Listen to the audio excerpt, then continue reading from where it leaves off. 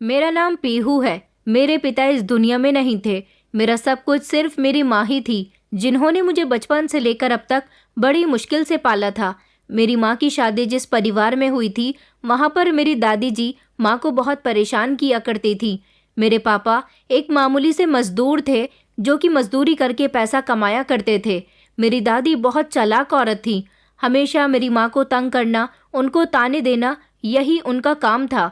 मेरी उम्र 7 साल की हुई तो मेरे पिता की एक दुर्घटना में मौत हो गई थी। मेरी माँ के लिए ये खबर बहुत दुखदायक थी।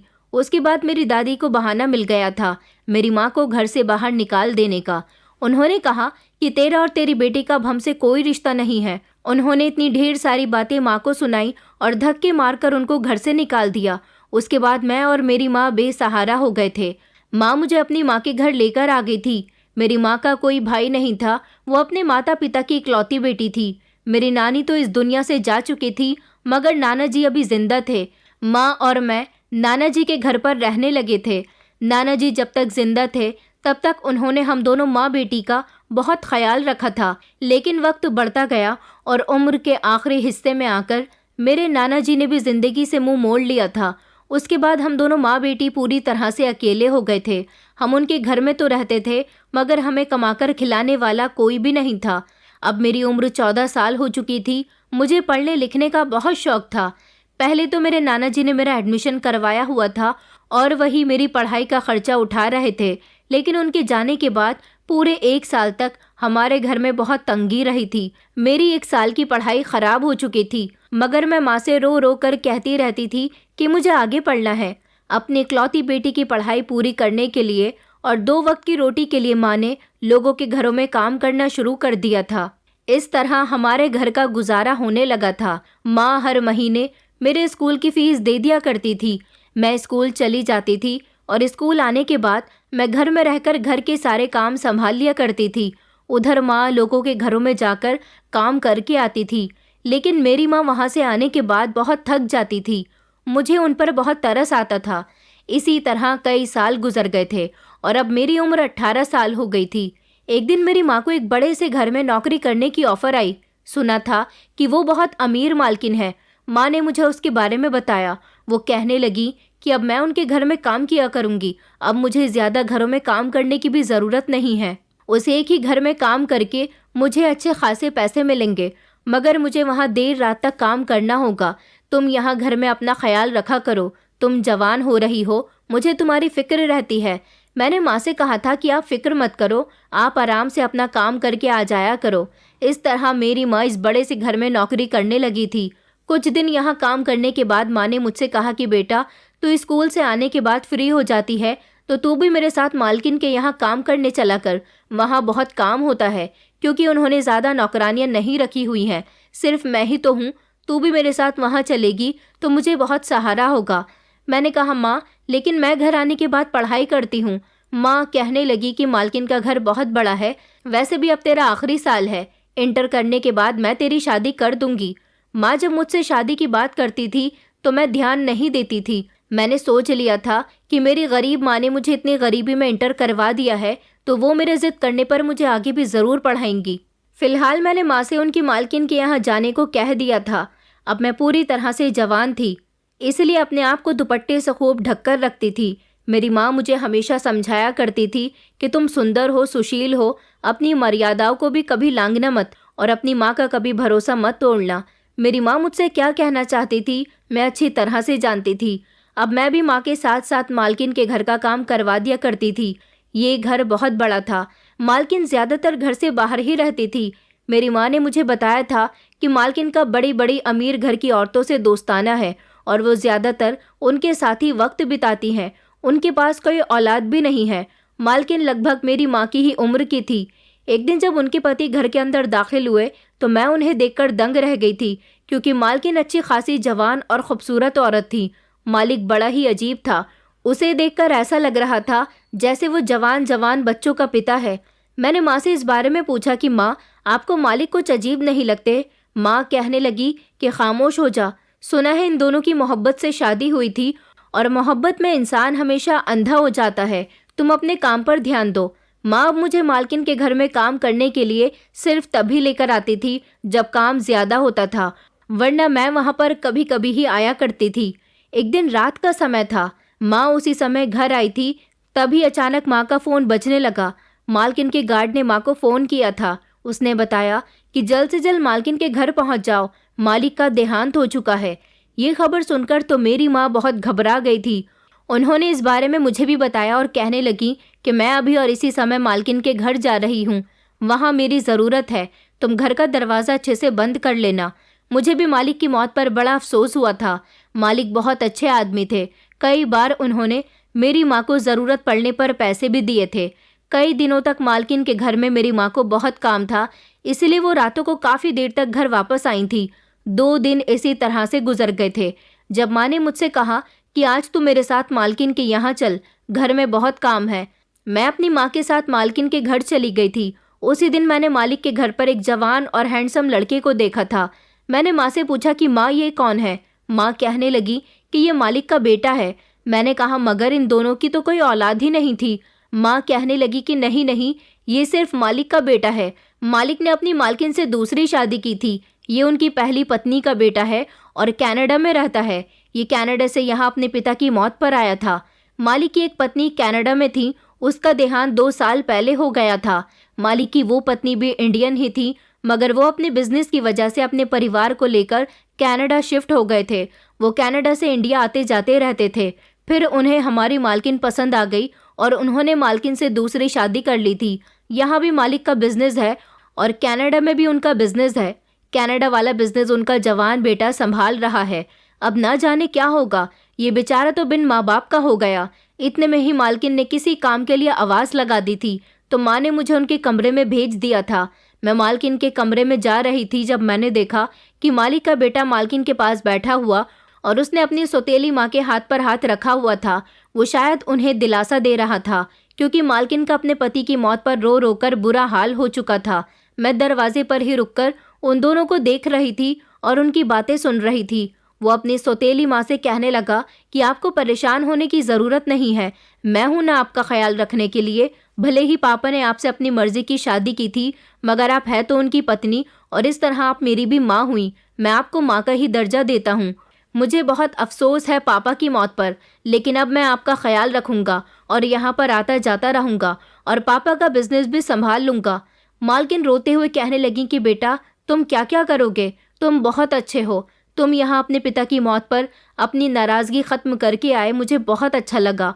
उसने कहा कि मैं पापा से नाराज़ नहीं था, उन्होंने मेरे साथ तो किसी तरह की कोई कमी नहीं की, मुझे पढ़ाया लिखाया, एक अच्छा इंसान बनाया। उन्होंने मेरे साथ कुछ गलत नहीं किया, बस मेरी माँ के साथ उन्होंने धोखा किया। यहाँ वो आते तो अपने बिजनेस का ध्यान रखने के लिए थे, मगर ये कहकर वो खामोश हो गया। तो मालकिन ने कहा कि बेटा मैं तुमसे माफ़ी मांगती हूँ, मगर तुम मुझे मेरी औलाद के समान हो। ये घर तुम्हारा भी है, तुम यहाँ आते जाते रहा करो। इतनी ही देर में अचानक मालकिन की नज़र दरवाजे पर खड़ी हुई मुझ पर चली गई। उन्होंने कहा कि तुम दरवाजे पर खड़ी हुई क्या कर रही हो? मैं कितनी देर से तुम्हें बुला रही हूँ। मैं घबरा गई और जल्दी से अंदर गई। मैंने अपने सर पर दुपट्टा रख लिया था। मालकिन कहने लगी कि तुम्हारी माँ कहाँ है? मैंने कहा कि वो किचन में कुछ काम कर रही हैं, आप मुझे बता दीजिए, मैं कर दूंगी। वो कहने लगी कि अपनी माँ से कहना कि आज अच्छा सा खाना बनाए, मेरा बेटा आया है।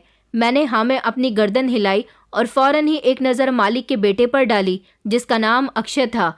मैंने नोटिस किया था कि अक्षय मुझे बड़ी गौर गौर से देख रहा था। मैं कमरे से बाहर आ गई थी और फिर उसके बाद से हर बार ही मैं नोटिस करती थी कि अक्षय साहब मुझे देखते रहते थे।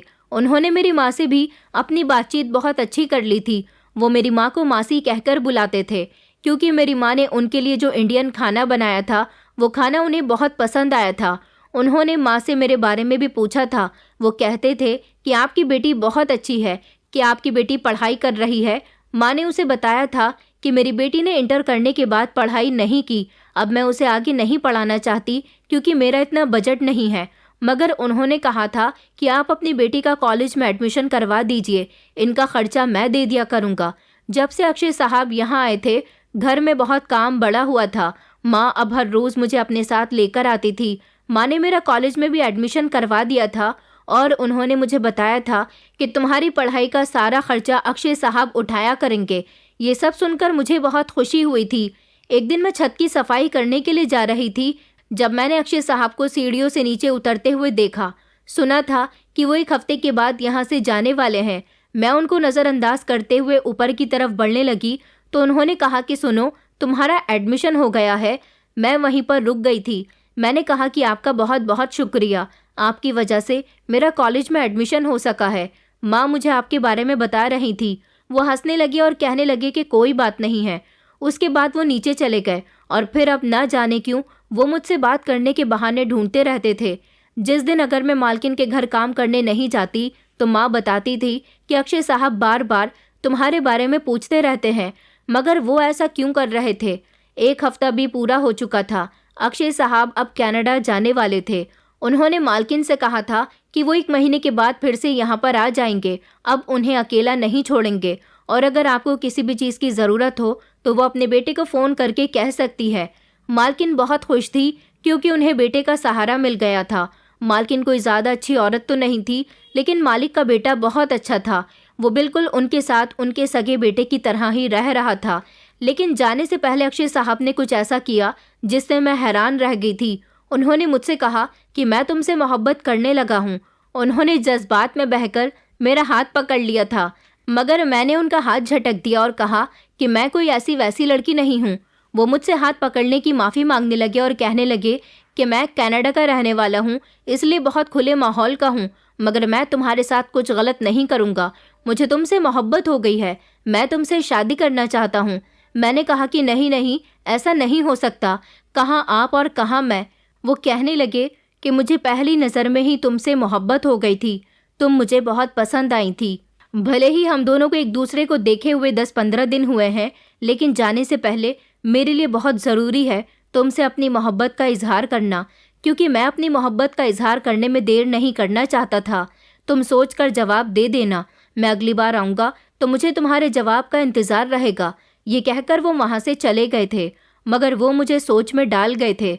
मैं गहरी सोच में डूबी रहती थी। माँ भी मुझसे कहती कि तुझे क्या हो गया है, कहाँ खोई खोई रहती है, मगर मैं उन्हें क्या बताती। पढ़ाई में भी मेरा मन नहीं लगता था, बस अक्षय साहब के बारे में सोचती रहती थी। इसी तरह सोचते सोचते 1 महीना कैसे गुजर गया और अक्षय साहब के आने का समय आ गया था। अक्षय साहब आ चुके थे। उनके आने के 2-3 दिन बाद तक भी मैं मालकिन के घर काम पर नहीं गई थी, क्योंकि मेरे अंदर इतनी हिम्मत नहीं थी कि मैं उनका सामना कर सकती। फिर कुछ दिनों के बाद खुद ही अक्षय साहब मेरे कॉलेज आ गए और वहाँ आकर उन्होंने मेरा रास्ता रोक लिया। उन्होंने कहा कि मैं कई दिनों से तुम्हारा इंतज़ार देख रहा हूँ, तुम घर पर क्यों नहीं आ रही हो। मैं बहुत घबरा गई थी। मैंने कहा आप ये क्या कर रहे हो? तो वो कहने लगे कि मैं तुमसे बात करना चाहता हूँ, तुम मुझे कहीं दिखाई ही नहीं दे रही हो। मैं तुम्हारे घर भी गया था तो वहाँ पर ताला लगा हुआ था।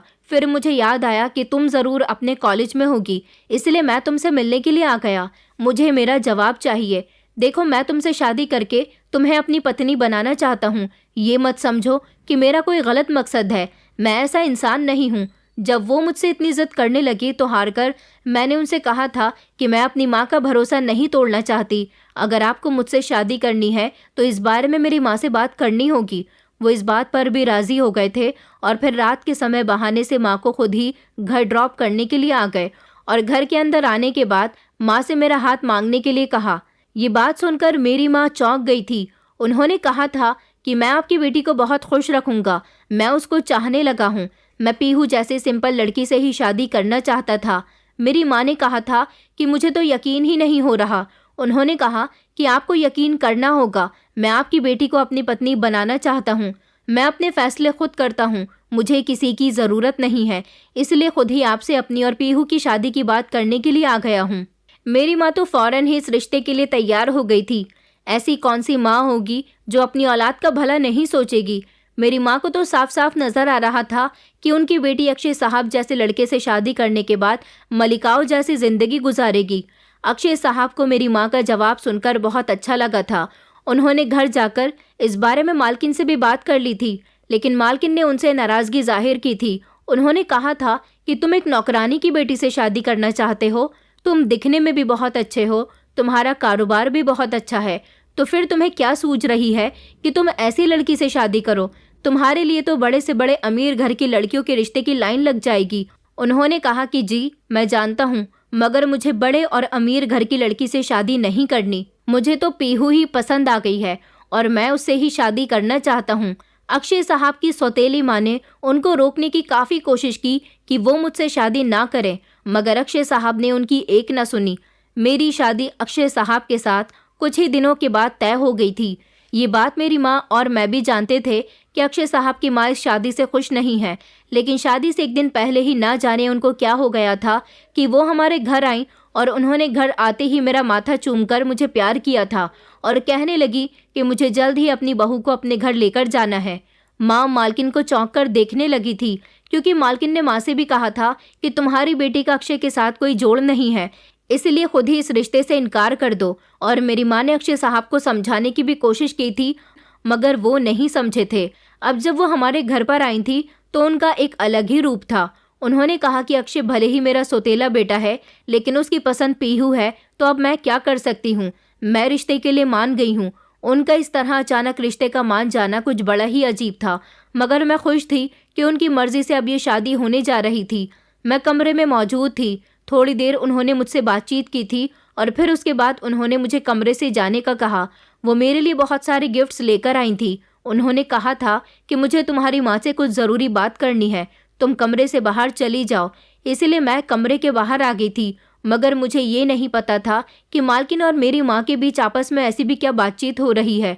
आधे घंटे तक वो लोग कमरे में बैठी आपस में बातें करती रही थी। मालकिन तो हंसती मुस्कुराती और खुशी खुशी मुझे गले लगाती हुई घर से चली गई थी, लेकिन मेरी माँ का चेहरा उदास था। मैंने माँ से कहा, माँ क्या हुआ है? मालकिन ने आपसे क्या बात की थी? माँ मुस्कुराई और कहने लगी कि कुछ नहीं बेटा, बस ऐसे ही। अच्छा तू अब अपनी शादी की तैयारियां कर। मैं तो बहुत खुश हूँ। सारी ज़िंदगी मैंने तेरे लिए बहुत सारी मेहनत की है। जितना तुझे मिला तूने उसी में गुजारा किया। तेरी कोई ख्वाहिश भी कभी पूरी नहीं हुई, मगर अब जिस घर में तू जाने वाली है वहाँ तुझे अपनी ख्वाहिशें पूरी करने के लिए तरसना नहीं पड़ेगा। अक्षय साहब ने मुझसे वादा किया था कि वो शादी के बाद भी मेरी पढ़ाई जारी रखेंगे। मेरी शादी अक्षय साहब के साथ हो गई थी। इस बीच माँ शब्दों से तो बार बार यही जाहिर कर रही थी कि वो बहुत खुश है, लेकिन उनका चेहरा बहुत उदास हो रहा था। मालकिन मेरे लिए गिफ्ट्स के साथ साथ एक बड़ा सा बैग भी लेकर आई थी और उन्होंने कहा था कि ये बैग मैं ख़ास तुम्हारी माँ के लिए लेकर आई हूँ। मुझे उस बैग की याद आई तो मैंने माँ से कहा था कि माँ, मालकिन आपके लिए क्या लेकर आई थी?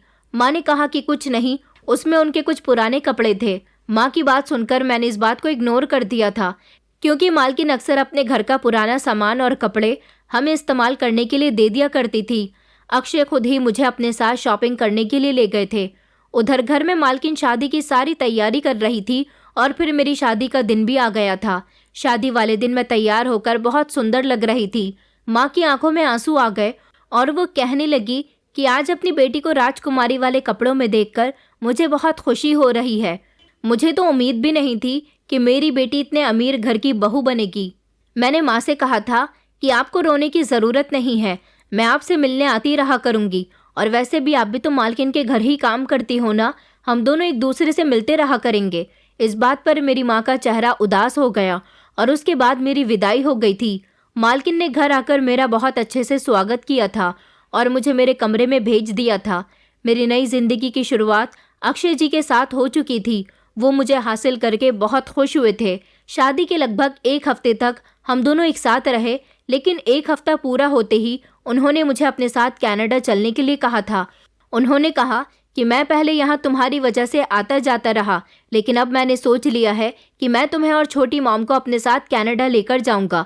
यहाँ का बिजनेस तो मैं कभी कभी आकर भी देख लिया करूँगा, लेकिन उधर कनाडा में भी मेरे बिना मेरा बिजनेस लॉस में जा रहा है, इसलिए मुझे कुछ दिन वहाँ पर रहना होगा और कुछ दिन यहाँ। मैं चाहता हूँ कि तुम और छोटी मॉम मेरे साथ चलना। मैंने कहा कि जी, मैं आपके साथ चलने के लिए तैयार हूँ, लेकिन जब अक्षय जी ने मालकिन से कनाडा चलने की बात कही तो उन्होंने साफ इनकार कर दिया था कि वो यहाँ से कहीं नहीं जाएंगी। अक्षय जी कहने लगे, लेकिन मैं अब आपको यहाँ अकेला नहीं छोड़ सकता। जब पापा थे तब बात कुछ और थी, पापा के बाद अब मेरी जिम्मेदारी है आपका ख्याल रखना। अक्षय जी की बात सुनकर मालकिन कहने लगी कि ये तुम कैसी बातें कर रहे हो बेटा, मैं यहाँ अकेली कहाँ हूँ, अब घर में बहू आ गई है ना। अक्षय जी की बात सुनकर मालकिन कहने लगी कि ये तुम कैसी बातें कर रहे हो बेटा, मैं यहाँ अकेली कहाँ हूँ। अब घर में बहू आ गई है ना मेरे साथ रहने के लिए, तुम चले जाओ यहाँ से। मैं और पीहू घर में हैं तो एक दूसरे का ख्याल रखने के लिए। अक्षय जी ने कहा कि नहीं, पीहू भी तो मेरे साथ ही जा रही है। उन्होंने कहा कि पीहू का वहाँ क्या काम है, तुम पीहू को यहीं छोड़कर जाओ। उन्होंने कहा कि नहीं, अब मेरा यहाँ कई दिनों बाद आना होगा, इसलिए मैं आप दोनों को साथ ही लेकर जाना चाहता हूँ। अक्षय जी ने छोटी मॉम से भी उनका सामान बांधने के लिए कह दिया था, लेकिन इस सब में एक अजीब बात ये थी कि मेरी शादी को 3 दिन हो चुके थे। अक्षय जी यहाँ से मुझे लेकर जाने वाले थे। माँ काम पर क्यों नहीं आ रही थी? माँ को देखे हुए मुझे कई दिन गुजर गए थे। मैंने सोचा था कि जाने से पहले एक बार मैं अपनी माँ से ज़रूर मिलकर जाऊंगी। हम लोग अगले ही दिन कनाडा के लिए निकलने वाले थे, मगर जब सुबह सवेरे हम सब लोग सोकर उठे तो देखा कि छोटी मॉम की तबीयत बहुत ख़राब हो रही है। वो तो बिस्तर पर बेसुध लेटी हुई थी और ज़ोर ज़ोर से चिल्ला रही थी, कह रही थी कि उनके पेट में बहुत तेज़ दर्द हो रहा है। अक्षय जी ने डॉक्टर को बुलवाया। डॉक्टर ने उन्हें बेड रेस्ट बताया था। अक्षय जी छोटी मॉम की वजह से बहुत परेशान हो गए थे, क्योंकि उनकी कनाडा की फ़्लाइट थी और उन्हें जल्द से जल्द कनाडा पहुंचना था। इधर छोटी मॉम की तबीयत ख़राब होने से उन्हें यहाँ भी रुकना था। दोपहर तक छोटी मॉम की तबीयत कुछ बेहतर हुई तो उन्होंने कहा कि बेटा, तुम कनाडा जाने वाले थे ना, तुम चले जाओ। तुम मेरी और पीहू की फिक्र मत करो। मेरी तबीयत ठीक नहीं है, क्या पता मेरी तबीयत ठीक होने में कितना समय लगे। उधर तुम्हारे काम का बहुत नुकसान हो रहा है। अक्षय जी कहने लगे, मगर मैं आपको छोड़कर ऐसी कंडीशन में नहीं जा सकता। छोटी माँ ने कहा कि मेरा ख्याल रखने वाली मेरी बहू आ गई है, इसलिए तुम्हें चिंता करने की कोई ज़रूरत नहीं है। तुम यहाँ मेरी बहू को छोड़कर चले जाओ। मैं अपनी बहू की सेवा के मज़े लेना चाहती हूँ। बेटा तुम चले जाओ, हमारी फिक्र मत करो। उन्होंने कहा कि अच्छा ठीक है, आपकी तबीयत ठीक हो जाएगी तो मैं आप दोनों को कनाडा लेकर ही जाऊँगा, यहाँ पर नहीं छोड़ूंगा। मेरी सास कहने लगी कि नहीं बेटा, वहाँ मेरा मन नहीं लगेगा। मैं सारी ज़िंदगी यहीं रही हूँ, यहीं का कल्चर जानती हूँ, यहाँ की मिट्टी की खुशबू मेरे अंग अंग में बसी हुई है, इसलिए मैं अपना देश छोड़कर कहीं नहीं जाना चाहती। उनकी बात सुनकर अक्षय जी खामोश हो गए थे। अक्षय जी मुझे लेकर जाना चाहते थे। इधर छोटी मॉम की तबीयत ख़राब थी, वो हमारे साथ भी नहीं जा सकती थी और वो उनको अकेला भी छोड़कर नहीं जा सकते थे, इसीलिए मजबूरन उन्हें मुझे छोड़कर जाना पड़ गया था। अक्षय जी 5 बजे की फ़्लाइट से कनाडा के लिए रवाना हो गए थे। उन्होंने कहा था कि वो अपना काम बेहतर होते ही जल्दी यहाँ वापस आ जाएंगे और फिर अगली बार वो मुझे और छोटी मॉम को अपने साथ ही लेकर जाएंगे। मैंने उन्हें कहा भी था कि आप चिंता ना करें, मैं छोटी मॉम का बहुत ख्याल रखूंगी। अजीब बात ये थी कि जैसे ही मेरी सास को ये बात पता चली कि अक्षय जी फ़्लाइट में बैठ चुके हैं और उनकी फ़्लाइट कनाडा के लिए रवाना हो गई है, ये खबर मिलते ही छोटी मॉम की तबीयत बेहतर हो गई थी। वो काफ़ी हद तक ठीक लग रही थी। अक्षय जी जब घर में थे तब तो उनसे बिस्तर से उठा भी नहीं जा रहा था, मगर मेरे लिए यह अच्छी बात थी कि वो ठीक हो गई थी। मेरे पास मोबाइल नहीं था, लेकिन माँ का नंबर था, इसलिए मैंने घर के टेलीफोन से माँ का नंबर डायल किया। माँ का नंबर बंद जा रहा था। मेरा उनसे मिलने का बहुत मन कर रहा था। वो दिन तो इसी तरह से गुजर गया था। अगले दिन मैं तैयार होकर छोटी मॉम के कमरे में गई और उनसे कहने लगी कि मैं माँ से मिलने के लिए उनके घर जा रही हूँ, लेकिन उन्होंने मुझे मना कर दिया। वो कहने लगी कि तुम कहीं नहीं जाओगी, मेरी इजाज़त के बिना तुम्हें इस घर से कदम भी निकालने की ज़रूरत नहीं है। मैंने कहा लेकिन मैं माँ से मिलने जा रही हूँ, इतने दिनों से माँ यहाँ भी नहीं आई है। तो वो कहने लगी कि तुम्हारी माँ यहाँ कभी नहीं आएगी। ये कहकर उन्होंने मुझे खामोशी से कमरे में जाने के लिए कहा था। वो जिस तरह से मुझ पर चिल्ला रही थी, मैं बहुत डर गई थी। उनका ऐसा बदला हुआ रूप आज मैंने पहली बार देखा था। मैं तो सहम कर रह गई थी और कमरे में आकर बैठ गई थी। मेरी आंखों में आंसू आ गए थे। माँ भी तो मुझसे मिलने के लिए नहीं आई थी। न जाने ये सब क्यों और क्या हो रहा था। मुझे कमरे में बंद हुए रात हो गई थी जब अचानक मेरे कमरे का दरवाज़ा खुला और एक आदमी ज़बरदस्ती मेरे कमरे के अंदर घुस आया था। मैं इस आदमी को नहीं जानती थी। मैं ज़ोर ज़ोर से चिल्लाने लगी कि तुम कौन हो और कमरे के अंदर क्यों घुसे आ रहे हो। वो ज़ोर ज़ोर से हंसने लगा और उसने मेरे साथ ज़बरदस्ती करने की कोशिश की। मैं इतनी ज़ोर ज़ोर से बचाओ बचाओ चीख रही थी और अपनी सास को आवाज़ लगा रही थी कि उन्हें ना तो मेरी आवाज़ गई और ना ही वो मेरी मदद करने के लिए आई। ये आदमी पता नहीं कौन था। ये मेरी इज्जत के साथ खेलकर चला गया था। उसके जाने के बाद ही कमरे के अंदर छोटी मॉम आई थी। मुझे लगा कि उन्हें मेरी हालत पर तरस आएगा, मगर वो तो मुझसे कहने लगी कि अब तुम्हें इस सब की आदत डालनी होगी, क्योंकि अब तुम्हारे साथ यही सब कुछ हुआ करेगा। उनकी बात सुनकर मैं दंग रह गई थी। मैंने कहा, इसका मतलब कि आप जानती थी कि वो आदमी मेरे साथ क्या करके गया है? तो वो कहने लगी कि हाँ, उसे मैंने ही तो इस कमरे में भेजा था। आखिर मैंने उससे तुम्हारी अच्छी कीमत जो वसूल की है। मैंने कहा, ये आप क्या कह रही हो? ऐसा नहीं हो सकता। तो वो कहने लगी कि हाँ, अब ऐसा ही होगा। मैं उनके पास गई। मैंने कहा, आप ये सब कुछ क्यों कर रही हो? अक्षय जी आएंगे तो मैं उनको सब कुछ बता दूंगी। मेरे इतना कहने पर उन्होंने मेरे गाल पर एक जोरदार थप्पड़ मार दिया और मुझे धक्का देकर बिस्तर पर गिरा दिया। कहने लगी कि अगर तूने किसी को भी कुछ भी बताने की कोशिश की तो अच्छा नहीं होगा। वो मेरे कमरे का दरवाज़ा बाहर से बंद करके चली गई थी। उन्होंने मुझे इस कमरे में कैद कर दिया था। मैं ज़ोर ज़ोर से चीख रही थी, चिल्ला रही थी, उनसे दरवाज़ा खोलने को कह रही थी, मगर उन्होंने तो मुझे कमरे में बंद कर दिया था। उन्होंने मेरे साथ ये सब कुछ जानबूझकर किया था। मेरी कुछ समझ नहीं आ रहा था कि मैं क्या करूं। अगले दिन फिर से एक नया आदमी कमरे के अंदर दाखिल हुआ और उसने भी मेरे साथ वही सब कुछ किया। वो मेरी इज्जत के साथ खेलकर चला गया। उसने बहुत ज़्यादा शराब पी हुई थी। उसने मुझे बुरी तरह से मारा भी था। मेरा शरीर जख्मी हो गया था। यहाँ मुझे कोई बचाने वाला नहीं था। कई दिन इसी तरह से गुजर गए थे और मैं हर रात एक नए आदमी की हवस का शिकार हो जाती थी। कोई मेरे साथ मारपीट करता तो कोई मुझे बुरी तरह से नोच डालता था। छोटी मॉम ने मेरी माँ की जगह अब कोई नई नौकरानी रख ली थी जो मुझे कमरे के अंदर खाना देने के लिए आती थी। मैं उस खाने को नहीं खाती तो छोटी मॉम फिर से मुझे बहुत मारती थी और ज़बरदस्ती खाना खाने के लिए कहती। मेरा मुंह दबोचकर वो कहती थी कि अगर तूने खाना नहीं खाया और तू जिंदा नहीं रही तो मैं अक्षय को क्या जवाब दूंगी? मैं तुझे जान से मार दूंगी अगर तूने किसी को कुछ भी बताया। वो मेरा मुंह दबोचकर कहती थी कि अगर तूने खाना नहीं खाया और तू जिंदा नहीं रही तो मैं अक्षय को क्या जवाब दूंगी? मैं तुझे और तेरी माँ को जान से मार दूंगी अगर तूने किसी को भी कुछ भी बताया तो, और यहाँ से भागने की कोशिश भी की तो, क्योंकि तेरी माँ मेरे कब्जे में है। मेरे तो दिन रात रोते रोते ही गुजर रहे थे। कई दिन गुजर गए थे मगर अभी तक अक्षय जी का कोई अता पता नहीं था। वैसे भी वो 1 महीने का कहकर गए थे और अभी तक 1 महीना पूरा होने में काफ़ी समय था। मैं माँ को भी बहुत याद किया करती थी। मेरी हालत बहुत बुरी हो गई थी। मेरे शरीर पर बहुत सारी चोटों के निशान आ गए थे। एक दिन कमरे के अंदर छोटी मॉम आई और मुझसे कहने लगी कि कल अक्षय आ रहा है। ये खबर सुनकर मेरे चेहरे पर एक अजीब सी मुस्कुराहट आ गई थी। उन्होंने कहा कि ज़्यादा खुश होने की ज़रूरत नहीं है। अगर अक्षय तुमसे पूछे कि मुझसे फ़ोन पर बात क्यों नहीं करती हो तो तुम्हें कहना है कि मुझे काम से फुर्सत नहीं मिलती। वो मुंह बिगाड़ते हुए कहने लगी कि पता नहीं अक्षय यहाँ पर क्यों आ रहा है। उसने तो 1 महीने का कहा था और अब 15 दिन में ही एक चक्कर लगाने आ रहा है। उन्होंने मुझसे ख़ास तौर पर कहा था कि मैं अपने शरीर को अच्छी तरह से ढककर रखूं ताकि मेरे शरीर पर लगी चोटों के निशान उनके सामने न आ जाएं। उन्होंने मुझे कहा था कि अगर तुमने मेरा कहना नहीं माना तो तुम्हारे लिए अच्छा नहीं होगा।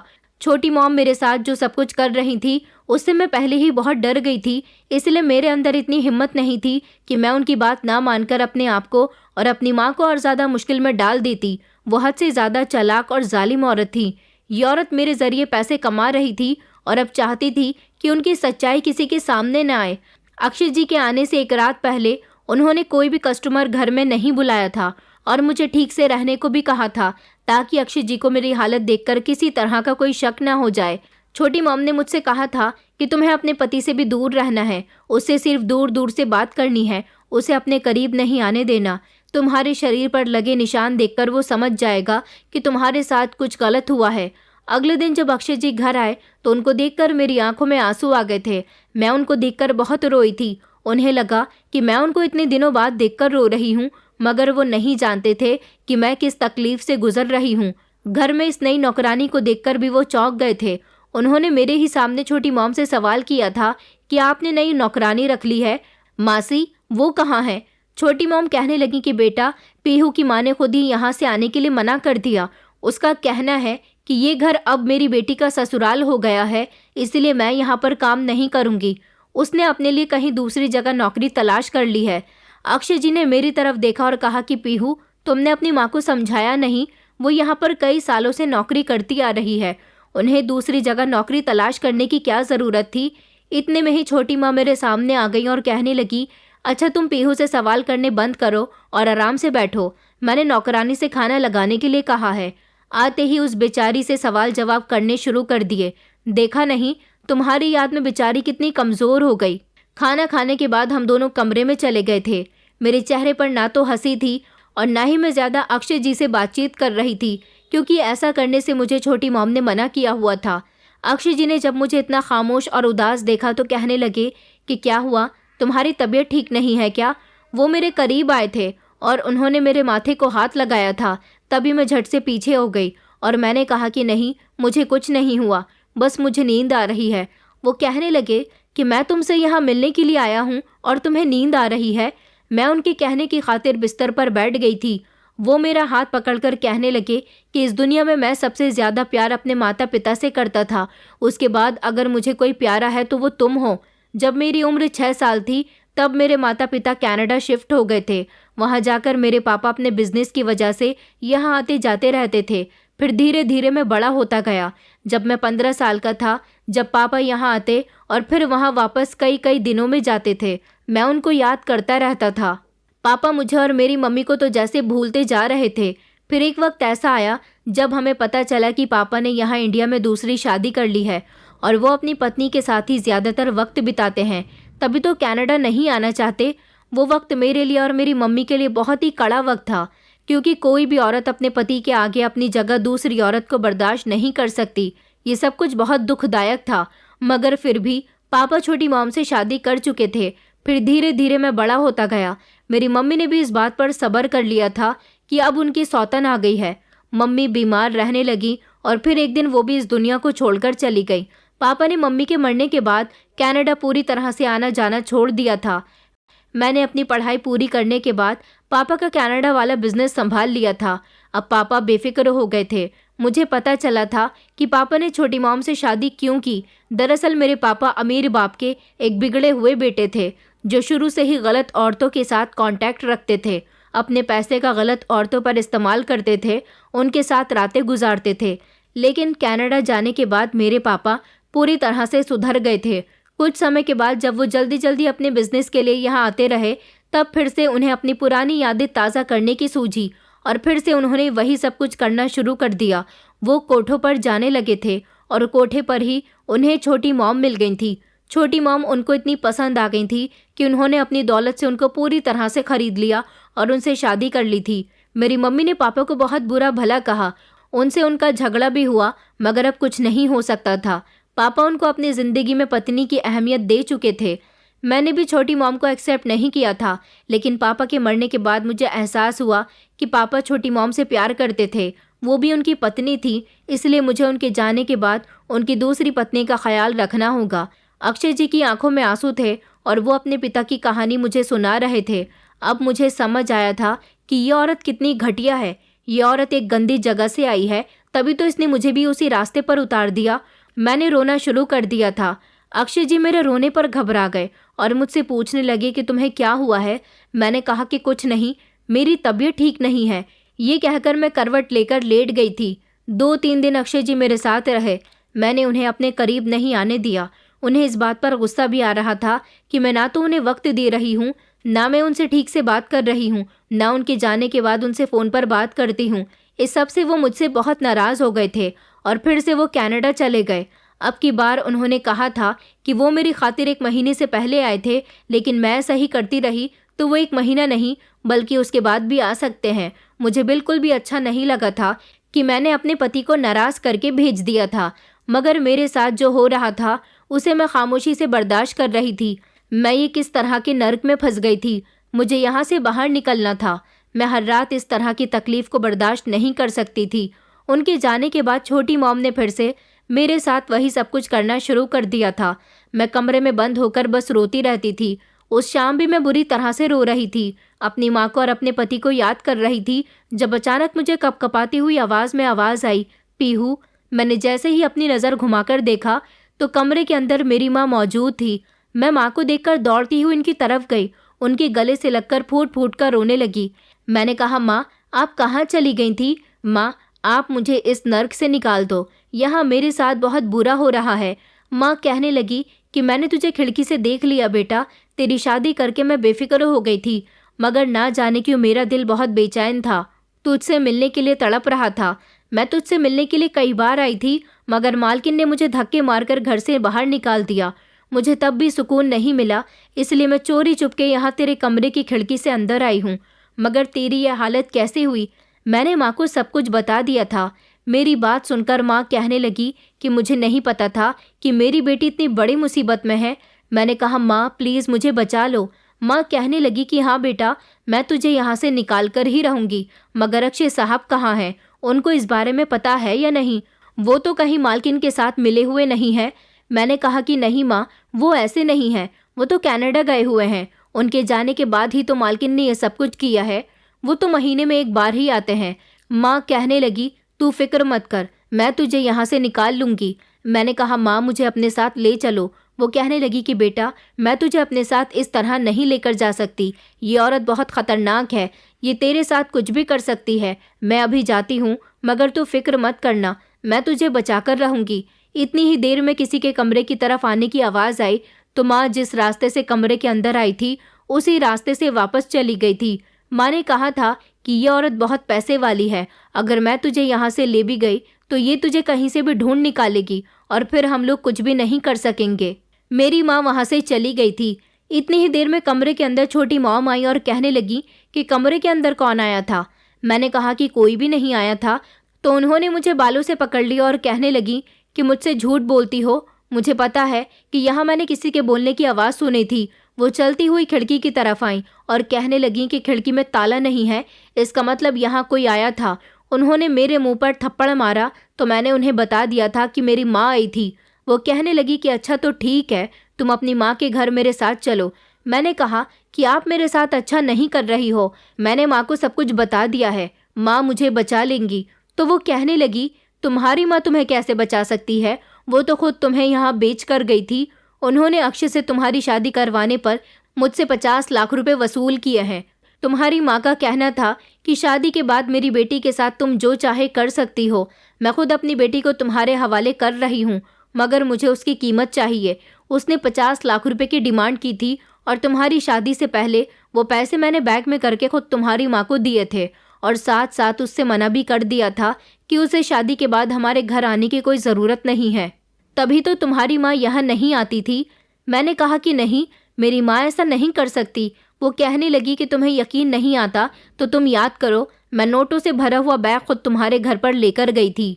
उस बैग में पूरे 50 लाख रुपए थे और अभी भी तुम्हारी माँ मुझसे पैसे लेती रहती है। अब मुझे उस बैग की हकीकत समझ आई थी। इसका मतलब मेरी माँ ने मुझसे झूठ बोला था। उस बैग में मालकिन पैसे लेकर आई थी और माँ ने कहा था कि उसमें पुराने कपड़े हैं। उसको माँ ने अपनी अलमारी में रख दिया था और फिर वो मुझे अपनी अलमारी के करीब भी नहीं जाने देती थी। अब मुझे सारी बात समझ आ गई थी। बस तभी से मुझे अपनी माँ से भी अब नफरत महसूस होने लगी थी कि क्या कोई माँ इतना भी खुदगर्ज हो सकती है जो पैसे के लिए अपनी बेटी को ऐसे नर्क में झोंक दे। मुझे अब माँ से उम्मीद नहीं थी कि वो मुझे बचा लेगी, क्योंकि अपनी माँ के पास जाने से बेहतर था कि मैं इसी नरक में पड़ी रहती। अब मैंने रोना धोना भी छोड़ दिया था और मैं खामोशी से वो सब कुछ करती रहती थी जैसा छोटी मॉम कहती थी। कई दिन इसी तरह से गुजर गए थे। मैं हर रात कमरे में आने वाले नए मर्द की हवस का शिकार बनती थी। मैंने अब रोना धोना भी छोड़ दिया था। मेरी किस्मत में बहुत बुरा हुआ था, लेकिन किस्मत तो किसी की भी कभी भी बदल सकती है। मैं इस बंद कमरे में ही अपने दिन और रात काट रही थी। अब की बार अक्षय जी भी घर नहीं आए थे, क्योंकि वो भी मुझसे नाराज़ थे। लगभग 2 महीने गुजर जाने के बाद एक समय मेरे लिए ऐसा आया जिसकी मुझे बिल्कुल भी उम्मीद नहीं थी। रात का समय था जब एक आदमी कमरे के अंदर आया था। उसने कमरे का दरवाज़ा जैसे ही अंदर से बंद किया, धड़ाम से दरवाज़ा खुल गया और वो आदमी ज़मीन पर गिर गया था। दरवाज़ा खोलने वाला इंसान अक्षय जी थे। उन्होंने उस आदमी को बुरी तरह से पीटना शुरू कर दिया। वहाँ पर पुलिस भी आ गई थी। पुलिस ने उस आदमी को अरेस्ट कर लिया था। साथ ही साथ उन्होंने अक्षय जी की सौतेली माँ के हाथ में भी हथकड़ियाँ पहना दी थीं। ये सब मेरे लिए एक करिश्मा था। ये सब क्यों और कैसे हुआ था, ये भी मुझे पता चल गया। पुलिस अक्षय जी की माँ और उस आदमी को अरेस्ट करके ले गई थी। मैं अक्षय जी के गले लगकर फूट फूट कर रोने लगी थी। उस दिन उनके सामने मेरी तकलीफ बयान हो गई थी। उन्होंने मुझसे कहा कि अब तुम्हें रोने की ज़रूरत नहीं है, मैं आ गया हूँ ना, और तुम्हारे असल आरोपियों को अब सज़ा मिलेगी। मैंने कहा, मगर आपको ये सब कुछ कैसे पता चला? तो वो कहने लगे कि मैं जब भी छोटी मॉम से तुमसे फ़ोन पर बात करने के लिए कहता तो वो कहती कि तुम किसी न किसी काम में बिजी हो, और पिछली बार जब मैं यहाँ पर आया था तो तुम्हारा मूड मेरी तरफ से ठीक नहीं था।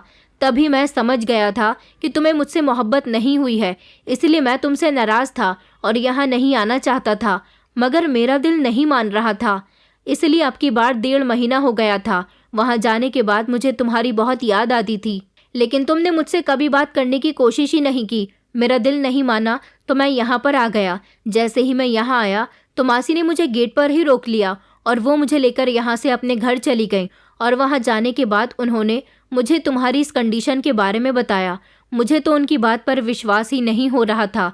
मैंने कहा, अगर छोटी मॉम पीहू के साथ ये सब कुछ कर रही है तो पीहू ने मुझे क्यों नहीं बताया। उन्होंने कहा कि पीहू को मालकिन ने बहुत डरा धमका कर रखा हुआ है, वो या मैं कुछ भी नहीं कर सकती। मैं अपनी बेटी से मिलने के लिए वहाँ गई थी। उसने मुझे तुम्हारे बारे में बताया था कि तुम 1 महीने में 1 बार आते हो, इसलिए मैं ना जाने कब से तुम्हारे यहाँ आने का इंतज़ार कर रही थी, क्योंकि मेरे पास तुम्हारा कोई कॉन्टैक्ट नंबर नहीं था जिससे मैं तुम्हें तुम्हारी सौतेली माँ की सारी सच्चाई बता सकती। इसलिए मैं रोज़ सुबह सवेरे घर से बाहर छुपकर तुम्हारे आने का इंतज़ार करती रही कि कभी तो तुम यहाँ वापस आओगे। मैं पुलिस के पास भी कंप्लेंट करवाने के लिए गई थी, मगर तुम्हारी सौतेली माँ ने उस पुलिस इंस्पेक्टर को भी ख़रीद लिया और मुझ पर ही उल्टा चोरी का इल्ज़ाम लगा दिया। मैं जेल से बड़ी मुश्किल से बाहर आई हूँ बेटा। मेरी ज़मानत मेरे पड़ोसियों ने करवाई है, क्योंकि वो लोग मुझे बहुत अच्छे से जानते हैं। तुम्हारी सौतेली माँ बहुत ख़तरनाक औरत है। मैं नहीं चाहती कि मेरी बेटी के साथ और कुछ भी गलत हो। वो मेरे पैरों में गिरकर मुझसे रिक्वेस्ट करने लगी, मेरी बेटी को बचा लो। मैंने उन्हें भरोसा दिलाया और कहा कि मैं डायरेक्ट तो छोटी मॉम पर इल्ज़ाम नहीं लगा सकता, लेकिन मैं पहले छुपकर सबूत इकट्ठे करने की कोशिश करता हूँ। मैं यहाँ अपने एक दोस्त के घर पर रहने लगा था, लेकिन मैंने अपने दोस्त के थ्रू छोटी मॉम के बारे में सारी इन्फॉर्मेशन निकाली और उन्होंने घर में जो नई नौकरानी रखी है, मैंने उसे भी ज़्यादा पैसों का लालच देकर ख़रीद लिया। उसने मुझे तुम्हारे बारे में सब कुछ बता दिया, तो मुझे पता चला था कि आज भी कोई कस्टमर आने वाला है, इसलिए मैं मौके पर पुलिस को लेकर आ गया और नौकरानी ने भी सारा सच पुलिस को बता दिया। इस तरह ये लोग पकड़े गए। अक्षय जी की बात सुनकर मैं दंग रह गई थी। मैंने कहा, माँ ने ये सब कुछ क्यों किया? उन्होंने तो खुद मुझे पैसों की खातिर यहाँ बेचा था। अक्षय जी ने बताया कि तुम्हारी माँ ने तुम्हें नहीं बेचा था, बल्कि ज़बरदस्ती मेरी सौतेली माँ ने तुम्हारी माँ को पैसे दिए थे और कहा था कि इन पैसों के बदले तुम्हें हमारे घर आने की ज़रूरत नहीं है। अक्षय जी ने बताया कि छोटी मॉम ने अपना गुनाह कबूल कर लिया है। उन्होंने बताया है कि पापा ने जब उनसे शादी कर ली थी तो उन्होंने अपने कोठे पर जाना छोड़ दिया था, अपने सारे पुराने काम धंधे बंद कर दिए थे, क्योंकि मेरे पापा ने उन्हें किसी चीज़ की कमी नहीं होने दी थी, इसलिए उन्हें ऐसे काम करने की ज़रूरत नहीं थी। मगर जब मैं यहाँ आ गया, मैंने पापा का बिज़नेस संभाल लिया और तुमसे शादी कर ली, तो उनको लगा कि अब सारा बिज़नेस मेरा हो जाएगा और उनके हाथ कुछ भी नहीं आएगा। इसलिए उन्होंने तुम्हें मेरे साथ कनाडा नहीं जाने दिया। उन्होंने हमारी शादी से पहले ही ये प्लान बना लिया था कि वो तुम्हारे साथ शादी करवाने के बाद ये सब कुछ करेंगी, ताकि आगे चलकर भी वो पैसे कमाती रहें। उनकी किसी पुरानी दोस्त ने उनसे कहा था कि मैं कस्टमर तेरे घर भेजती रहूँगी और तो उस लड़की का इस्तेमाल करती रहना। उन्होंने तबीयत ख़राब होने का भी नाटक किया था और तुम्हारी माँ को भी चोरी के आरोप में फंसा दिया। मैंने अपने कानों को हाथ लगा लिए थे। मैंने कहा कि मुझसे बहुत बड़ी गलती हो गई, मैं अपनी माँ को गलत समझ बैठी थी। अक्षय जी कहने लगे कि छोटी मॉम सिर्फ तुम्हारा ब्रेन वॉश करना चाहती थी। चलो हम तुम्हारी माँ के घर चलते हैं और उसके बाद फिर मैं तुम्हें अपने साथ कनाडा ले जाऊँगा। अक्षय जी मुझे लेकर माँ के पास चले गए थे और वहाँ जाने के बाद मैं माँ के गले लगकर बहुत रोई थी। मैंने अपनी माँ से माफ़ी मांगी थी कि मैंने उनको गलत समझ लिया था और इस तरह अक्षय जी मुझे अपने साथ कनाडा ले गए थे। कुछ दिनों के बाद उन्होंने मेरी माँ को भी कनाडा हमारे साथ ही रहने के लिए जगह दे दी थी। बुरे कर्मों का नतीजा बुरा ही होता है और जो इंसान शुरू से ही बुरा हो उसकी नीयत कभी नहीं बदल सकती। गंदी नीयत रखने वाला इंसान अपने आप को बदल तो सकता है, मगर उसकी नीयत हमेशा ख़राब रहती है। इसीलिए ऐसे लोगों से सावधान रहें। दोस्तों, उम्मीद करती हूँ आपको हमारी कहानी पसंद आई होगी। कहानी पसंद आई है तो वीडियो को लाइक करें, चैनल पर नए हैं तो चैनल को सब्सक्राइब करें और हाँ, नोटिफिकेशन बेल को ज़रूर दबाएं ताकि अगली अपडेट सबसे पहले आपको मिले।